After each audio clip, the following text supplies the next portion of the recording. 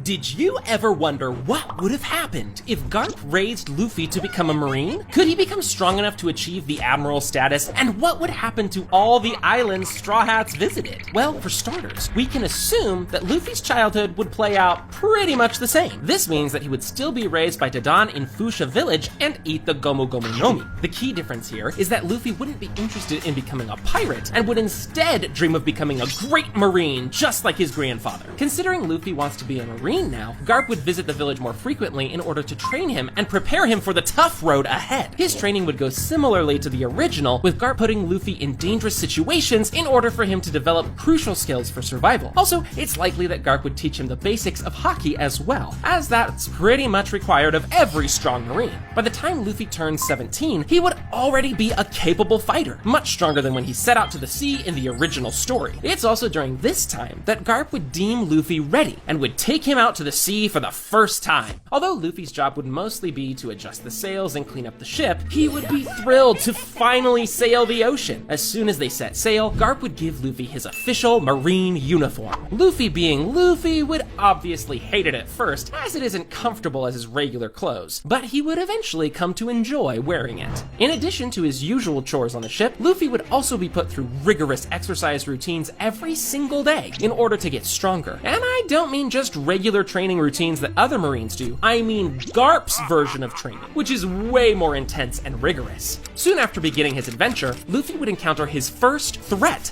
Alvida. I imagine Garp wouldn't want to wake up from his nap in order to fight such a weak pirate, so he would just tell Luffy to handle her himself and to leave him alone. This would be the first time Marine Luffy would showcase everything he has learned and swiftly knock out the pirate with one devastating punch. After he takes Alvida out, Luffy would notice a cabin boy hiding under the desk. They'd bond over their shared experiences as cabin boys, and Luffy would ask Kobe to join their Marine squad. Although Garp wouldn't be too happy about it, he would see something in Kobe and would decide to let him tag along. After boarding Garp's ship, the crew would make its way to Shellstown to drop off their prisoners and have a chat with the captain in charge of the area. Once they get there, they would see a man tied to a post waiting to get executed. After they learn about Zoro and why he is tied there, Luffy would urge Garp to do something about it. Considering Garp is the Vice Admiral, Captain Morgan would have to obey his orders and immediately release Zoro. Now, although it would be great to imagine how Zoro may join the Marines at this moment and fight alongside Luffy, I don't think that's realistic. What is realistic, though, is you hitting that subscribe button, which would really help the channel out. Thanks. Anyway, Zoro is a pirate hunter and has no interest in serving the government. This is why he would most likely just leave the base and continue his business as usual in the East Blue. Continuing their journey, the group would most likely come across Orangetown and help the local population get rid of the Bucky pirates. Luffy might even meet Nami here for a brief moment, although they wouldn't really pay attention to each other. The next destination in the original story was Syrup Village. However, in this scenario, Luffy has no real reason to go there. Considering nobody knows about Captain Kuro being alive, it's likely that the crew would just skip this island, leaving Usopp to fend for himself and most likely die protecting Kaya. Okay, that's unfortunate. But what about Sanji? What would happen to him? Well, although Luffy, Kobe, and Garp have no real reason to stop at Barati either, it'll actually turn out good for Sanji, considering that Mihawk would soon be arriving to dispatch of Krieg pirates. It won't be long before the crew finally arrives at Loguetown. Here, Garp would use the opportunity to catch up with Smoker, while Luffy and Kobe would get a chance to meet another great Marine worth respecting. Now from here on, there wouldn't be much for Luffy and Kobe to do, so it's most likely that Garp would take them to Marineford in order to train and get stronger. During their time at Marineford, both Luffy and Kobe would significantly improve their skills, learning Rokushiki, a special martial arts style utilized by CP9 members. It's also during this time that they would meet many strong Marines. With some of them, they would become great friends, but with some of them, well, let's just say they wouldn't get along very well. Anyways, after some time, Aokiji would inform Garp about Crocodile and how they need to do something about him as he is completely out of control. Remember, the Marines already planned on capturing Crocodile in the original story. It's just that Luffy defeated him first, so they didn't have to act. This is why we can assume that in this version, Marines would send a special team to Alabasta in order to finally dispose of him. Garp would see this as a perfect opportunity for Luffy and Kobe to test their skills and would send them to Alabasta along with Smoker and Hina. After arriving on the island, the group would confront Crocodile directly at his casino. Although Crocodile wouldn't go down without a fight, Luffy is far stronger stronger in this version of the story and even knows Haki. This is why I believe that taking down Crocodile would pose no real problem to him and he'd easily capture him. Later, the group would work with Princess Vivi and King Cobra to find and apprehend the rest of Baroque Works members and stop the civil war within the country. Along the way, they would also capture Nico Robin, a criminal wanted by the government ever since she was a kid. Although Luffy is a Marine now and has a duty to capture criminals, after listening to Robin's story and learning that she is not actually a bad person, Luffy would have a change of heart and let her escape.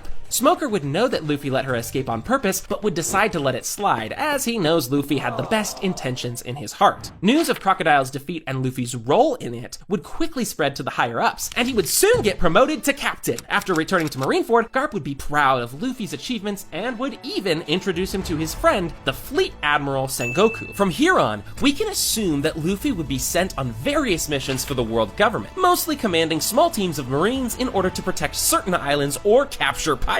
Whenever he had some free time, he would continue his training with Garp and would eventually become a master of Haki, even unlocking the Conquerors. And although everything is going well for Luffy so far, his world will soon be turned upside down. You see, it's around this time that news of Ace's capture would reach Marineford. Same as in the original, the world government would issue an order to have him executed, which would leave both Garp and Luffy in shock. Luffy would immediately ask to go to Impel Down to see him, but the world government wouldn't allow it. He would be outraged by this, but Garp would quickly calm him down and ask him not to do anything stupid that he'll regret. A few days later, Ace would finally arrive at Marineford for his execution, and as soon as Luffy lays his eyes on him, he'd burst into tears. In a matter of minutes, Ace would find himself on the execution platform as the Whitebeard pirates close in on the horizon. Soon after the battle starts, Sengoku would order Ace's execution to commence. Although Luffy initially thought he'd be able to keep his emotions in check, after the execution starts, he'd disregard all orders and jump towards Ace in order to save him. However, just as he would jump, he'd sense a strong force holding him down. Garp, with tears in his eyes, would hold Luffy down, begging him not to intervene. It's at that moment that two swords would pierce through Ace's chest, executing him. Ace's death would spark Whitebeard's rage, and a grand battle would ensue where Luffy would have to go head-to-head against Ace's allies. The loyalty of Whitebeard pirates towards their crewmates would shock Luffy, and he would come to greatly respect them. Despite that, he would still carry out his duties and would successfully take out some big members of Whitebeard's massive fleet. We can assume that the rest of the war would play out the same, with Whitebeard eventually dying and Blackbeard stealing his devil fruit. The only difference here is that Luffy would most likely be the one to yell to his fellow Marines to stop this senseless war instead of Kobe. Despite winning the battle, this war would make Luffy realize that not all Marines are good guys, and that some of them, like Akainu, are way more ruthless than they need to be. This would make him question the entire organization and wonder if they are doing any good at all. Garp would later tell Luffy about Sword, a secret Marine force consisting of Marines who operate freely and can choose what they want to do even if it goes against the government's orders. Considering Luffy's character, I think becoming a part of Sword just makes sense, as he would be able to do much more good than he ever could do as a regular Marine. After some time has passed, the word of Doflamingo's Coliseum tournament would get out, and the government would send Fujitora, along with a team of Marines, in order to capture some pirates and make sure everything goes smoothly. Luffy would also be on that team, and together with Fujitora, he would set sail to Dressrosa. As soon as they get there, the duo would realize that the tournament's main prize is the Mera Mera Nomi. Considering this was Ace's devil fruit, Luffy would ask Fujitora to enter the tournament in order to make sure it doesn't fall into the wrong hands. The Admiral would allow it, and just like in the main story, Luffy would enter the tournament and start destroying the competition. Along the way, he would also meet with Sabo and eventually let him take the devil fruit for himself. While in the Coliseum, both Luffy and Sabo would sense that something weird is going on and would notice that some of the contestants are missing. It's also possible that Luffy would stumble upon Kiros here, who would tell him exactly what's going on and that Doflamingo is responsible for turning contestants into toys. Luffy would instantly relay this information to Fujitora, and although the Admiral would be reluctant to do anything about Doflamingo since he is a warlord, after listening to everything Doflamingo has done, I believe he would eventually agree to do it. Together, Luffy and Fujitora would lead Marines to the underground weapons facility and would liberate the people of Dressrosa along with the imprisoned Tontada slaves. The Tontadas will then aid the Marines alongside the Riku army to destroy the Smile factory in Dressrosa and put an end to Doflamingo's operation for good. After a few intense battles, Luffy would soon come face to face against Doflamingo, while Fujitora would work on slowing down the birdcage in order to protect the citizens. With his abilities put to the real test, Luffy would greatly struggle against Doflamingo, but in the heat of the battle, he would eventually unlock Gear 4 and finally take the warlord down. In the aftermath, Luffy would thank Fujitora for his help and agree with the Admiral's wishes to convince the world government to finally dissolve the warlord system for good,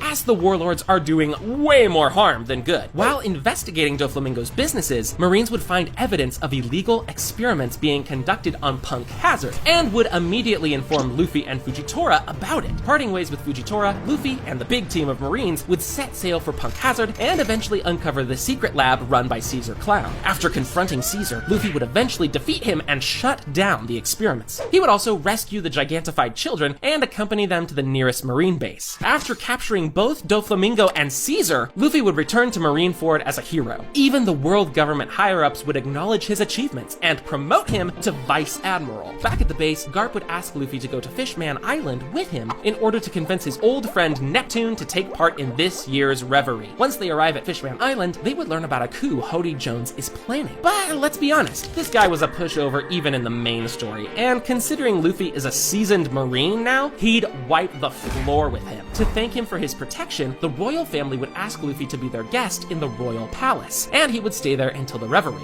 At Marijoa, Luffy would meet with Green Bull and Fujitora, and together they would discuss what Fujitora is going to say to the rulers of the world about the warlord situation. However, just like in the canon story, their talks would be quickly interrupted by the sudden attack of the Revolutionary Army. Fighting alongside the two admirals and the rest of his fellow Marines, Luffy would help fend off the attack. Also, it's likely that he would come face to face with Sabo at some point, and may even briefly fight him. After Marioa is successfully defended, Luffy and the rest of the Sword members would be contacted by X-Drake to discuss infiltrating Kaido's forces. After some discussion, I believe Luffy would volunteer to go undercover as a spy, along with X-Drake, in order to learn as much as possible about Wano and what Kaido is doing there. After infiltrating Beast Pirate's forces, the pair would meet at the Flower Capital in order to discuss Kaido's global arms trade. While in Wano, Luffy would also be horrified by the huge weapon factories and the miserable conditions the people are forced to live through. Although Luffy would want to do something about it, considering he is a Marine now, he isn't allowed to mess with Emperors of the Sea. Even if he disobeyed orders and tried to take down Kaido, he wouldn't have any support from the Marines, and attacking Kaido's crew on his own would be a death sentence. So, after Kaido's deal with CP0 goes sour, it's most likely that Luffy would return to Marineford, as realistically, there's nothing he can do about the Wano situation. This also unfortunately means that Luffy wouldn't awaken Gear 5 during this time, as his battle against Kaido never happened. Soon after returning from Wano, Luffy and the other Sword members would be informed that Kobe has been kidnapped by the Blackbeard pirates while on a mission. Enraged by this, both Luffy and Garp would immediately gather all Sword members in order to plan the rescue operation. Same as in the original story, Garp would make his interest on Hachinosu, shaking the entire island with his monstrous haki. Luffy and the other Sword members would immediately take advantage of the commotion in order to release Kobe and bring him to safety. Once Kobe is safe, Luffy would rush towards Garp in order to help him in his battle against Aokiji and other Blackbeard commanders. Although Luffy being here would definitely make the situation better than in the original story, considering he never awakened Gear 5, there wouldn't be much he could do against the combined efforts of Blackbeard's commanders. At some point, Garp would realize this and command Luffy to escape the island while he fends off the attackers. Luffy would obviously be against leaving his grandpa like this, but Garp would yell at Luffy, telling him that he and the rest of the Sword are the future of the Marines and that they must survive. With tears going down his face, Luffy would finally listen and evacuate with the rest of the Sword. Immediately after returning to Marineford, Luffy would beg other admirals to do something in order to save Garp, but the world government would deem it too risky and wouldn't want to start an all-out battle against an emperor like Blackbeard. Although disappointed, Luffy would understand why it has to be this way and would focus all of his anger on training even harder than before in order to honor his grandpa's wishes to become the future leader of the Marines. In the time that follows, Luffy would get sent on countless missions in order to keep the world safe and would work with his allies from Sword to do riskier things that the world government wouldn't necessarily approve. During his adventures, he would often clash with the members of the Revolutionary Army, although with time, he would become understanding of their cause and would eventually realize that they aren't the bad guys the government is making them out to be. By the time Luffy is in his mid-20s, he would be considered one of the strongest Marines and would earn a lot of praise as a hero from people all over the world, same as his grandfather. He would become an absolute beast that would strike fear into the hearts of pirates. Eventually down the road, he would be offered to become an admiral, a position he would gladly accept with a goal to reform the entire organization from the inside. He may even unlock Gear 5 at some point while fighting against Emperors of the Sea, and would overall work to realize his dreams of changing the world for the better. If you liked this video, you can click on this one next, where I explained what would happen if Luffy awakened Gear 5 in episode 1.